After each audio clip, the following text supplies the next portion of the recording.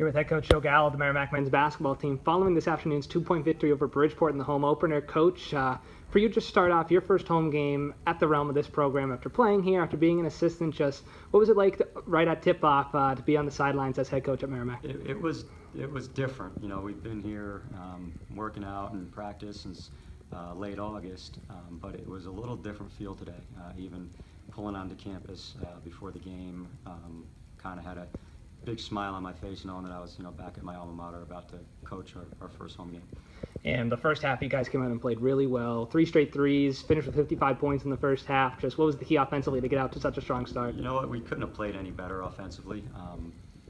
At home we've been shooting a lot lately in practice, and kind of had a good feeling coming in that we'd be able to make some shots at home. Now, just because we were hitting, Bridgeport was still playing fairly well, so it was a little bit of fool's gold. Even I told the guys at halftime, we were 12 for 15 from the three in the first half, which could be a record. And they were still fighting, they were still scoring, and you knew we weren't going to keep continuing to shoot the ball the way we did. So they made their run, and it was great just to be able to kind of rally together and dig one out late.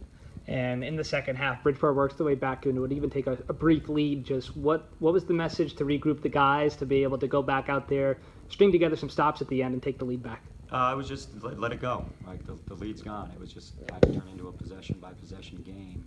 And that's what, we have some young guys, and I was proud of the way Javaris, went and got the ball and got fouled and knocked his free throws down. But you can't panic when you blow. It's tough to play with a lead that way. We've never been in that situation before. And if you follow Bridgeport this year, that's how all their games are. They are up and down, and they run guys, two guys at the ball, and they just make it into like a high possession game. And at any point in time, they can go on a 10-12-0 run. Went and watched them at Southern New Hampshire yesterday. Southern New Hampshire was up 12. Looks like they're about to pull away. Next thing you know, it's a tie game. They have some older guys. They have some toughness, some size, some athleticism, and they just keep coming at you. And they were able to do a great job and actually take the lead at one point. Finally, you mentioned his name, but to see a freshman like Javaris go to the line late multiple times and execute at the charity stripe, what kind of confidence does that give you as a head coach to see your freshman point guard do that today? Yeah, that was great. And not a whole, we got to get him to have a little more urgency at times, but not a whole lot rattles him.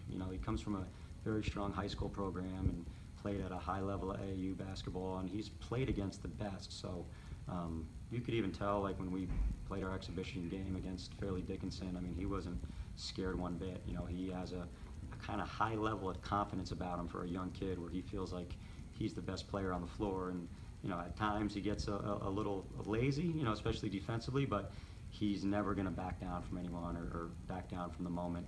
There was no doubt he wanted to go get that ball and knock down the free throws.